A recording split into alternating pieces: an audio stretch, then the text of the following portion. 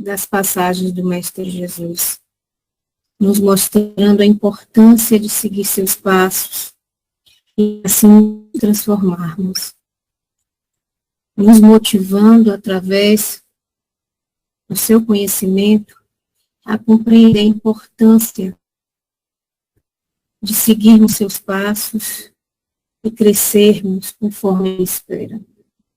Então, vamos a manter essa força, essa vontade, essa fé viva dentro de nós. Por mais difíceis que as situações possam parecer, sempre há solução. Porque Deus, Ele nunca, jamais irá nos abandonar. Sempre estará conosco.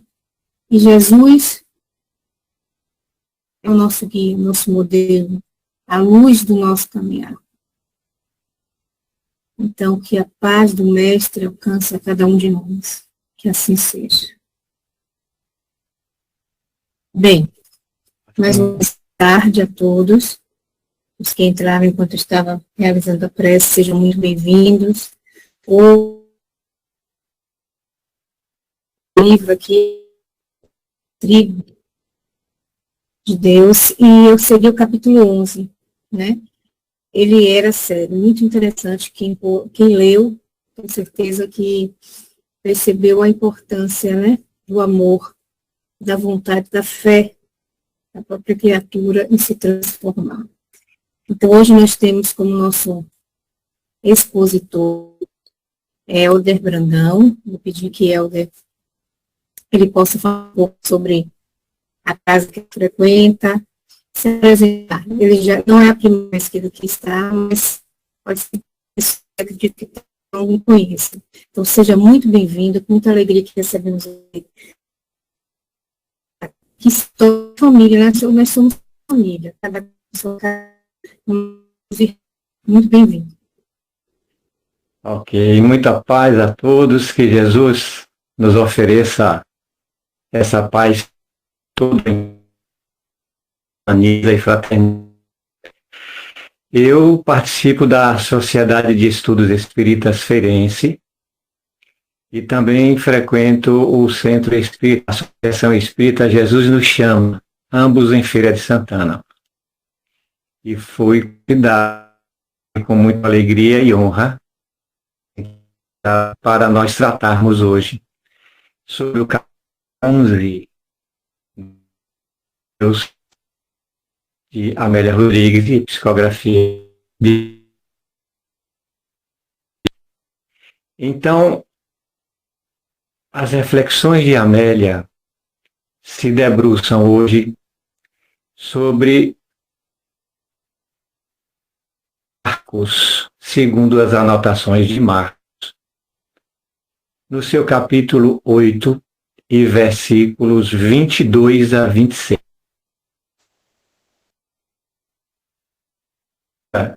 Diretamente do Evangelho,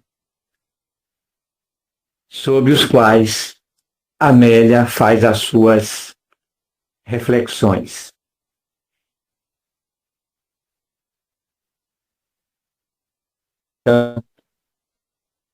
Chegaram a Betsaida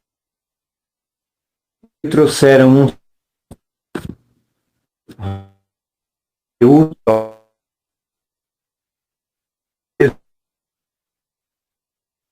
dos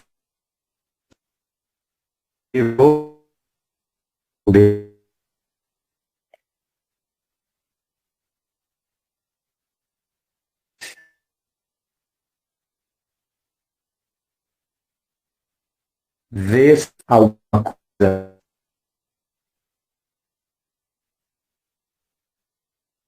eu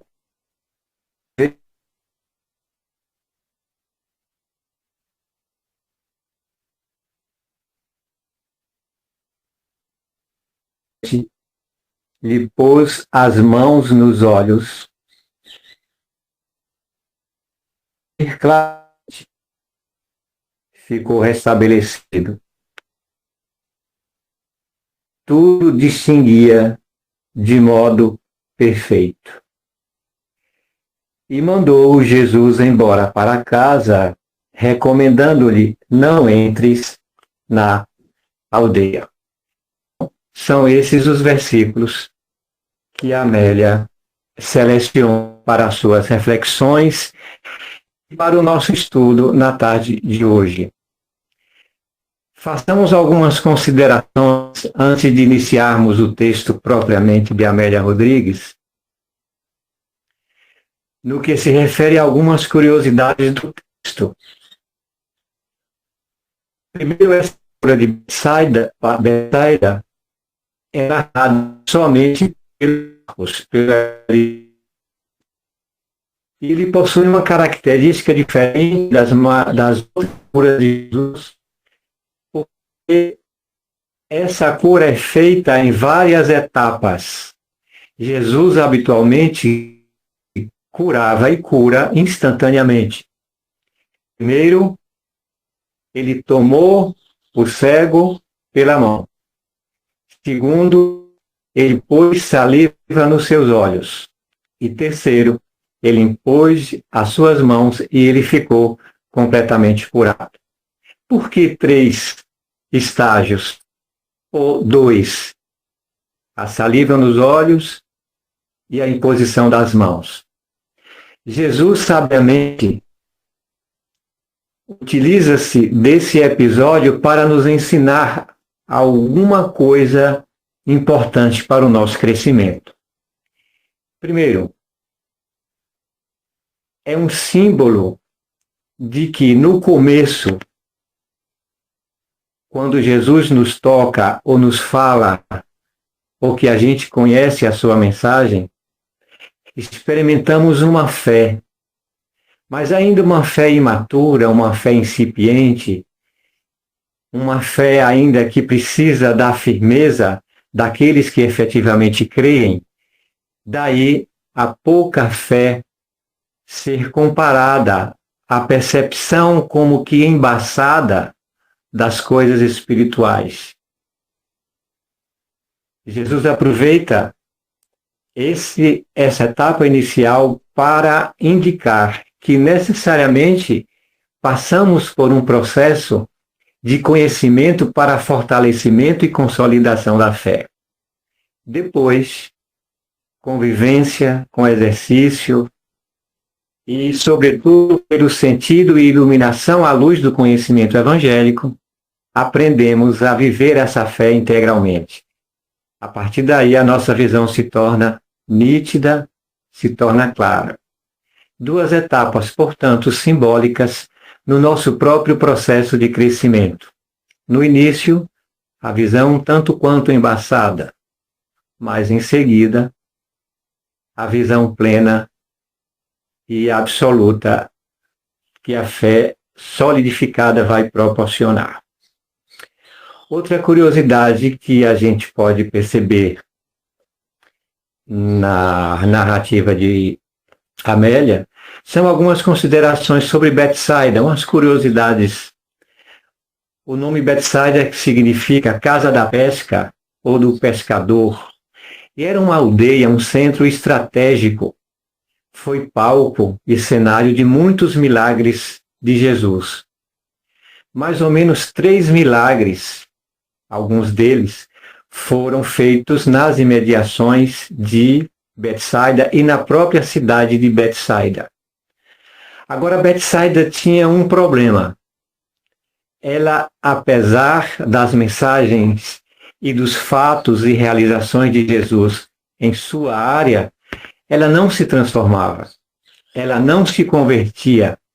Tanto é verdade que numa das lamentações e repreensões que Jesus faz a 3 cidades, difícil de coração endurecido, Corazim, Cafarnaum e Betsaida, ele diz: ai de ti, Corazim, ai de ti, Betsaida, ai de ti, Cafarnaum, porque se em Tiro e em Sidom se tivesse operado os milagres e as curas e os ensinamentos que lhe foram destinados, eles teriam certamente se convertido e vocês permaneceram nesse endurecimento de coração.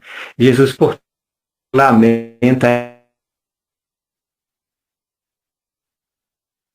ele vai asseverar: a grandeza e o poder de Deus não é provado pela sustentação de suas leis. Pelo contrário, Deus prova a sua grandeza e o seu poder pela imutabilidade das suas leis e não pela derrogação. Porque o conceito que nós temos de milagres é como algo sobrenatural. E Kardec, no livro A Gênese, vai nos mostrar que os fatos miraculosos operados por Jesus, eles estão entre aqueles cuja causa primária está nos fenômenos psíquicos, que são os atributos da alma, atributos e faculdades do espírito. Então, sobre esse aspecto, Jesus possuía, sim, toda essa grandeza, por ser, passou um carro aqui, por ser um espírito de elevadíssima hierarquia espiritual. E Kardec, ainda na Gênese, ele nos mostra que a grandiosidade de Jesus está, inclusive, em conexão direta com a divindade. Ou seja, não há intermediário entre Deus, entre a divindade e Jesus Cristo, porque os seus feitos, os resultados que ele produziu na sua encarnação neste mundo, evidencia que essa encarnação só é confiada àqueles mensageiros mais diretos com essa divindade. E é por isso que nesse trecho ainda, no capítulo 15 da Gênese, que Kardec vai dizer que Jesus é o médium de Deus. Então, ele operava diretamente numa conexão plena, numa união perfeita com a divindade. Feitas essas considerações, lembremos também de outro episódio geograficamente nas cercanias de Betsaida. Após a multiplicação dos pães, Jesus mandou que os discípulos se dirigissem a Betsaida, enquanto ele despedia a multidão. Jesus, sempre cuidadoso, enviou os seus discípulos antecipadamente para Betsaida e carinhosamente ia despedindo aos poucos as pessoas que lhe buscavam esclarecimento e cura. Acontece que no bar da Galileia, o lago de Tiberíades, o barco enfrentou uma terrível tempestade e durante esse evento, Jesus aparece caminhando sobre as águas. E quando ele chega ao barco, naturalmente, o vento se acalma, a tempestade desaparece e todos ficam maravilhados com esse feito de Jesus. Milagre, segundo a doutrina espírita, não. Jesus, pleno conhecedor das leis que regulam e das leis que monitoram todos esses processos, e podia certamente andar sobre as águas, volitar, curar, manipular os fluidos de tal forma que pudesse operar a libertação e cura de muitas enfermidades. Outra curiosidade que nós temos sobre Betsaida é que era uma aldeia às margens do mar de Tiberíades, o mar da Galileia. Amélia cita nas cercanias de Gor, que nada mais é, na verdade, do que uma depressão no vale do Rio Jordão de mais ou menos 500 metros abaixo do nível do mar.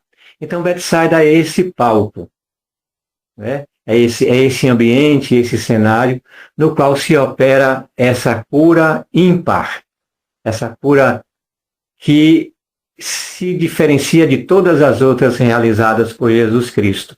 Aí perguntamos, por acaso, Jesus falhou na sua primeira tentativa de curar? Certamente não. E a gente volta àquele princípio de que a possibilidade de ele ter utilizado esse processo de estágios para também nos orientar a respeito de como se processa a nossa própria libertação e cura. Feitas essas considerações, passemos à leitura nas palavras da própria Amélia. Betsaida era, ao tempo de Jesus, uma aldeia quase insignificante a noroeste do lago de Tiberíades, ou mar da Galileia. Suas terras férteis respondiam às necessidades de todos quantos ali viviam. Era uma aldeia desconhecida. No entanto, a pequena Betsaida se beneficiava do clima ameno, que resultava do imenso lago próximo, cujas águas repousavam na profunda fossa de Gor, a depressão no vale do Rio Jordão. A pouca distância dessas águas ricas em peixes, águas piscosas, constituía um lugar bucólico e agradável. Na verdade, era uma passagem quase obrigatória de todos os que viajavam e procuravam as regiões do norte de Israel, aquelas regiões mais altas. Uma curiosidade interessante é que em Betsaida nasceram Pedro, André e Filipe, um dos três dos mais próximos discípulos de Jesus, homens simples, sem cultura. Eles mais tarde escreveriam com suas vidas o testemunho de sua vida, a disponibilidade de seus braços, de seus dons, para a epopeia do amor. E todos eles se incorporaram à galeria dos heróis da nova era. E esses atos heróicos, eles não se estabeleceram somente nos atos e fatos que eles desempenharam, e todos os frutos de bondade e amor que produziram, mas sobretudo na doação da vida no martírio. Todos eles foram martirizados, incorporando-se, portanto, a essa galeria de heróis e que, trazendo para nós exemplos dignificantes, se constituem modelos que nós poderemos certamente nos espelhar para avançarmos também nós, por nossa vez, nesses processos evolutivos. Jamais havia passado pela mente de Pedro, de André e Filipe a dimensão da empresa que ora iniciavam. Eles amavam muito o mestre. O seu mestre arrebatava-os e o conteúdo do discurso de Jesus os fascinava, os encantava. No entanto, faltava-lhes sensibilidade, penetração de consciência para aquilatar a grandeza do todo. E aqui a gente volta para aquele simbolismo do primeiro estágio da cura. A fé deles ainda estava no início e, portanto, ainda não tinham consciência da grandeza de tudo aquilo que eles estariam por realizar e da construção do reino, cuja solidificação e consolidação eles certamente participaram. O significado, continuando o texto de Amélia, o significado da resolução que Jesus, o jovem Galileu, aquele jovem que um certo dia à beira-mar apareceu e os convidou a serem construtores do reino e da boa nova que ele trazia, este Galileu que lhes propunha aquelas palavras que surgiam como labaredas da sua boca e contaminava e incendiava as aspirações ainda modestas nas suas fases iniciais no cristianismo então nascente. Apesar de tímidos, no entanto, a sua percepção não os projetava além dos breves limites geográficos dos lugarejos e cidades ribeirinhos, no máximo. das margens do mar, do lago de Tiberíades, que lhes parecia imenso, face à sua extensão de 20 quilômetros de comprimento por 10 quilômetros de largura.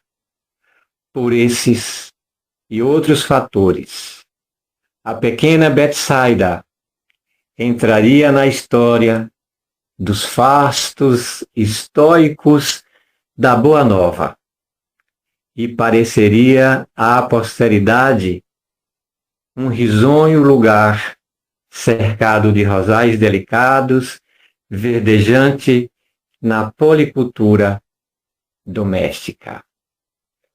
Ainda seguindo o texto de Amélia, nos arredores de Betsaida,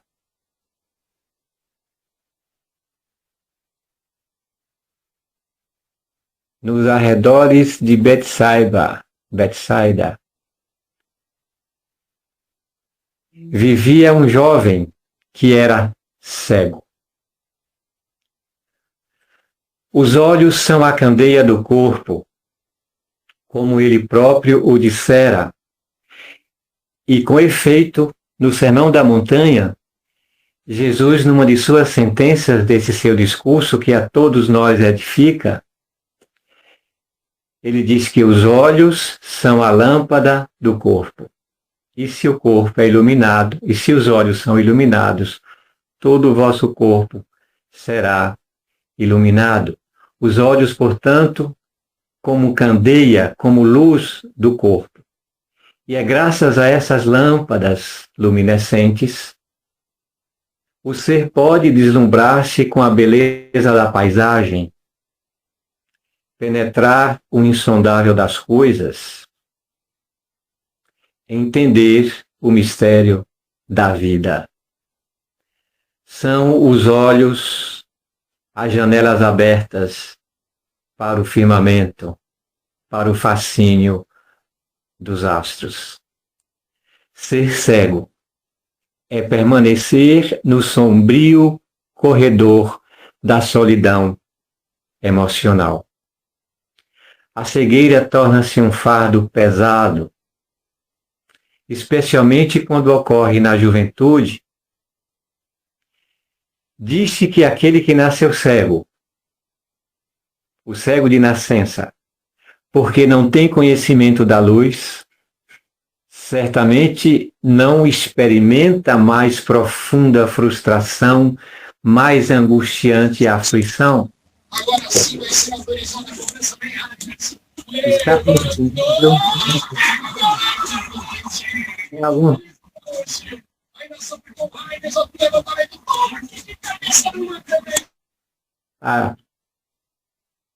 Agora sim. Aquele que nasceu cego, portanto, não tem conhecimento da luz e certamente não experimenta mais profunda frustração, mais angustiante aflição. Está acostumado, assevera-se diz, porque não se conhece a marcha pela rota em sombra. O jovem era cego do corpo e desejava enxergar. E aqui nós podemos deduzir pelos relatos do evangelho que nós lemos anteriormente, que esse jovem, ele não é cego de nascença. Ele perdeu a visão em algum momento.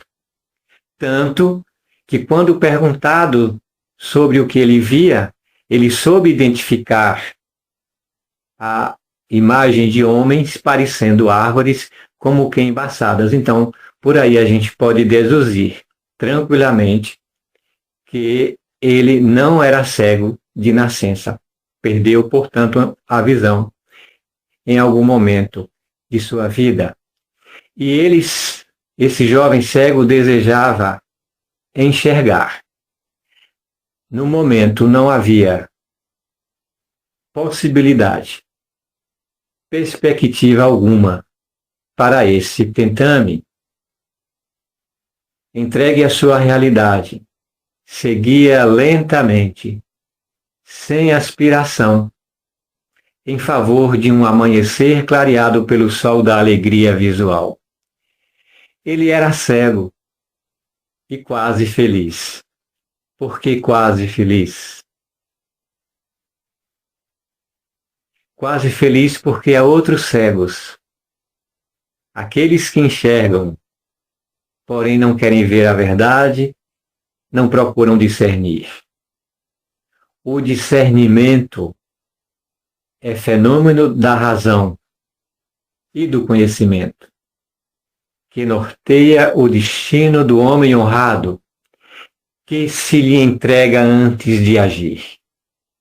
O cego do espírito, aquele que se recusa a utilizar a consciência que discerne na aplicação dos valores éticos, este, sim, é realmente infeliz.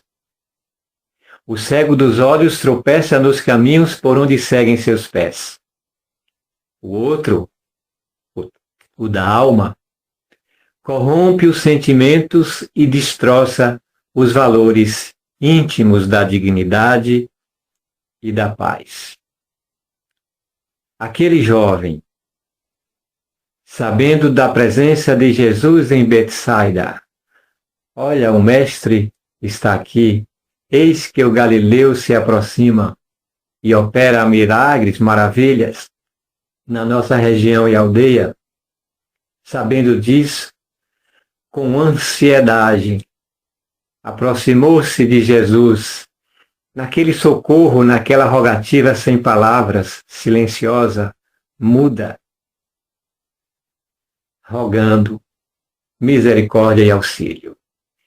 O seu apelo certamente partia do fundo do seu coração. Um apelo profundo, um apelo sentido, e o apelo de quem tinha absoluta certeza de que Jesus o poderia ajudar, o poderia acudir nos seus momentos de cegueira física.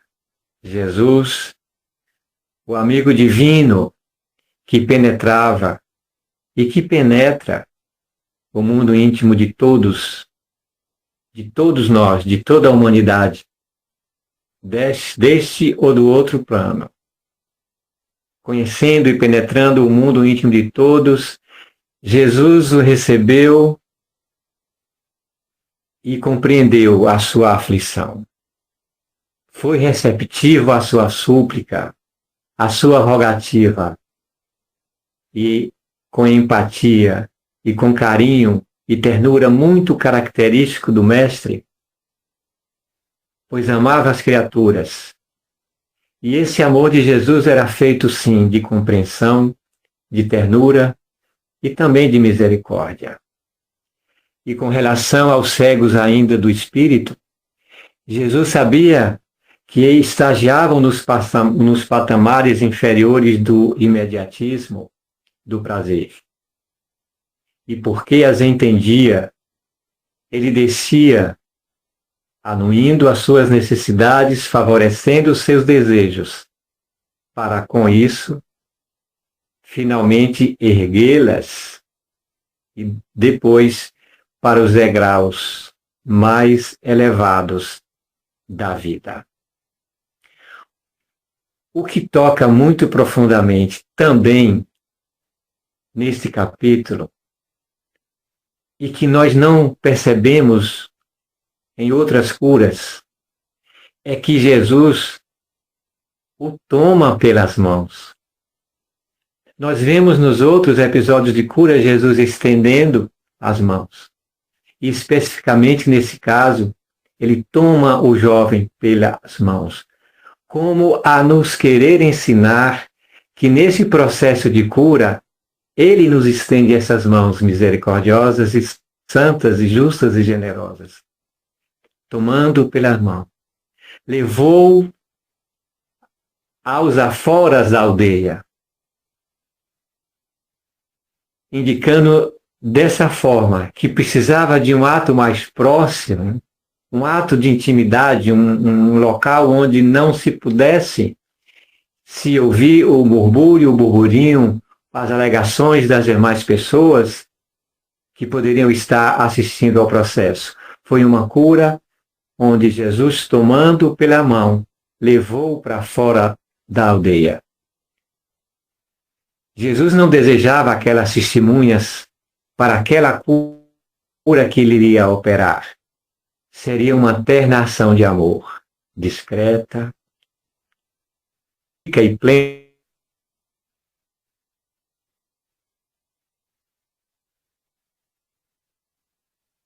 com um ansioso candidato à luz dos olhos, umedeceu os dedos com saliva, tocou-lhe a vista apagada. Certamente, não necessitava fazer desse modo. A saliva, porém, nos esclarece Amélia Rodrigues. Simbolizava o hálito da vida e como ele se dizia à vida, eu sou o caminho, a verdade e a vida. E noutras tradições, eu sou o caminho da verdade e da vida. Como ele se dizia à vida, ele certamente transmitia dessa forma toda aquela energia vital que lhe é própria para o padecente que lhe recebia conforto e cura, e cuja harmonia do conjunto estava alterada. E Jesus veio para reequilibrar essa harmonia em desajuste momentâneo. Logo após, perguntou-lhe: vês alguma coisa? Sim, redarguiu o jovem emocionado. Vejo os homens, vejo-os como árvores a andar. E é a partir daí que a gente deduz que ele não é cego de nascença. A imagem era perfeita. Sua visão das criaturas era sem contorno, sem discernimento, sem parâmetros de forma e de cores. A sua era outra realidade. Aberto à recuperação psiquicamente receptivo e expectante, percebeu Jesus tocar-lhe os olhos por segunda vez. E, inquirido novamente, respondeu: agora vê.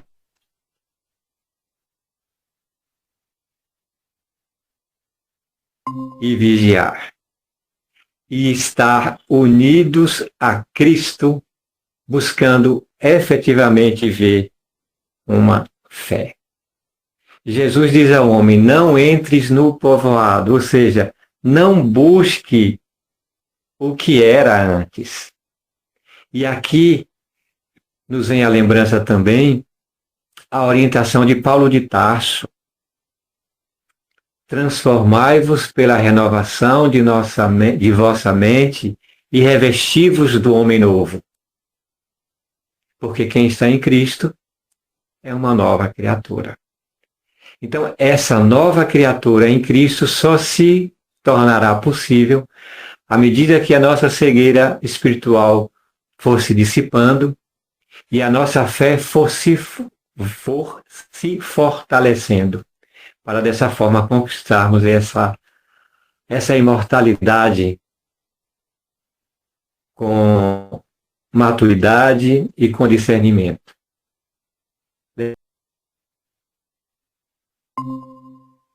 Ao conhecimento efetivo e produtivo dessa mensagem de Jesus Cristo. E que Jesus nos abençoe e que essa paz permaneça em nossos corações hoje e sempre, que os nossos benfeitores espirituais nos conduzam pelos caminhos do bem, que tenhamos uma semana abençoada, uma semana produtiva, e que o amor de Deus esteja sempre como na verdade está em nossas vidas, e que percebamos essa presença, porque o amor dele está sempre.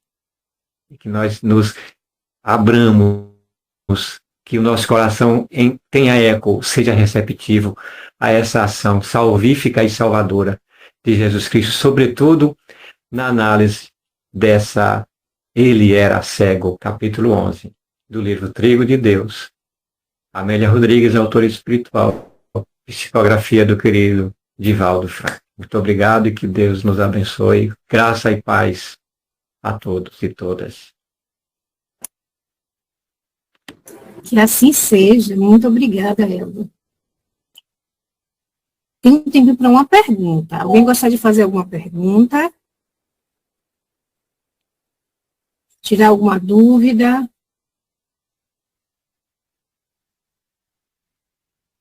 Acho que compreenderam, viu, Helder? E é um texto realmente belíssimo, mas como tudo que ela traz para a gente, né? Um olhar mais profundo, né? Não só superficial. Bem, só nos cabe agradecer a cada um de vocês, dando seguimento no que Helder falou, e que nós possamos ter mais atenção com os nossos pensamentos, com as nossas ações, como nos é pedido tanto, para que essa luz que a gente sabe existe dentro de nós se faça brilhar, né? E a gente vai depurando tudo aquilo que nos prende ainda às imperfeições, né? Eu costumo dizer que não existe nem caminho fácil nem difícil, existem caminhos.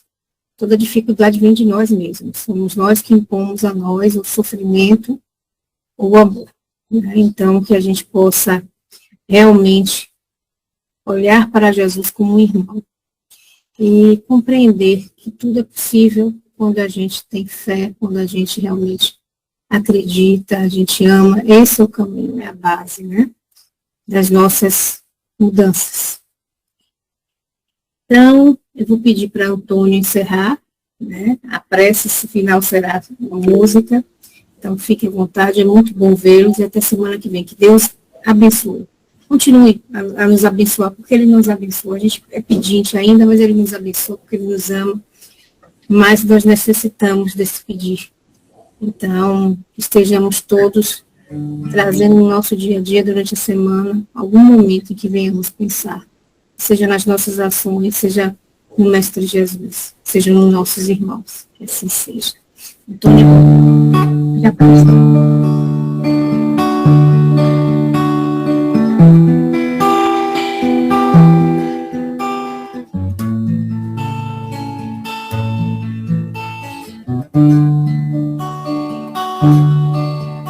Amai os vossos inimigos, como Jesus amou. Perdoai 70 vezes 7, Ele ensinou. Amai primeiramente a vós, antes de amar alguém. Fazei também a caridade, sem olhar a quem. Jesus é o nosso modelo de amor e humildade. Ele é o pão da vida, caminho, verdade. Ele que a todos conduz com os exemplos seus. Ele é a estrada de luz que nos leva a Deus.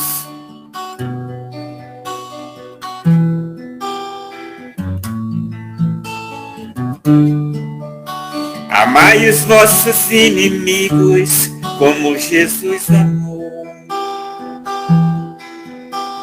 Perdoai 70 vezes 7, Ele ensinou.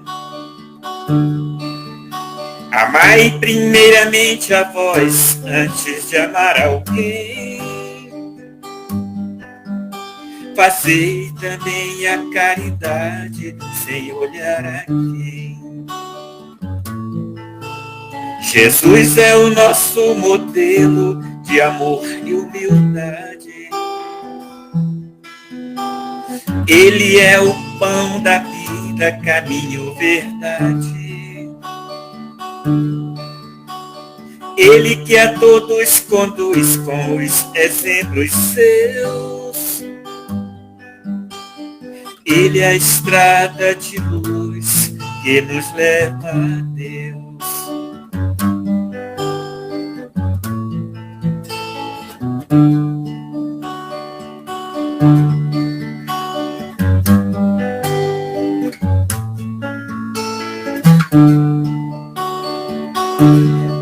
E amanheceu, e o sol vem clareando toda a terra, e as horas vão passando tão depressa, e eu aqui, sem saber o que fazer, pra onde ir. Sozinho aqui estou, à procura de alguém pra conversar. Ainda é tempo pra poder recomeçar o tempo perdido. Um dia alguém falou que o tempo era o meu melhor amigo, que aonde eu for o tempo vai comigo. Hoje eu sei o tempo que perdi nas ilusões e coisas tão banais. Ainda é tempo pra recomeçar. Ainda é tempo pra recomeçar. Ainda é tempo.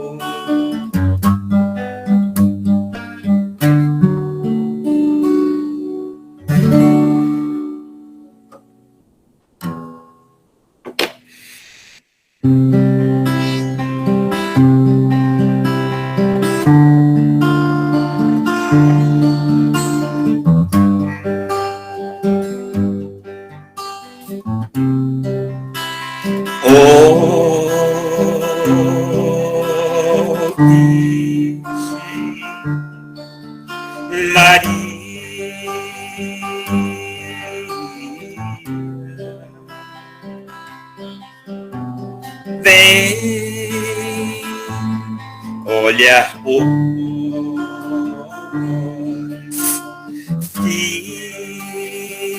filhos pecadores, Virgem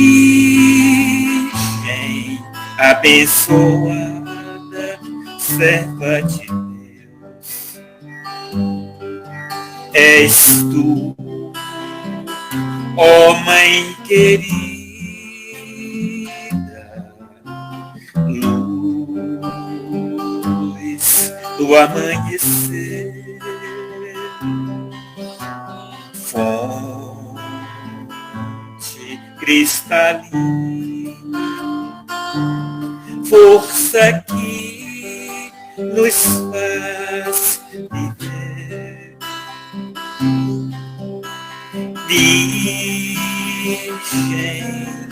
Maria, Virgem Maria,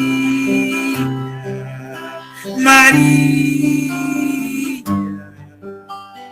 nós te agradecemos,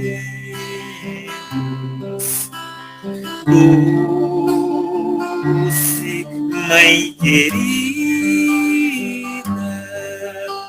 luz de nossa vida, que o seu amor envolva os nossos corações. Amém. Amém.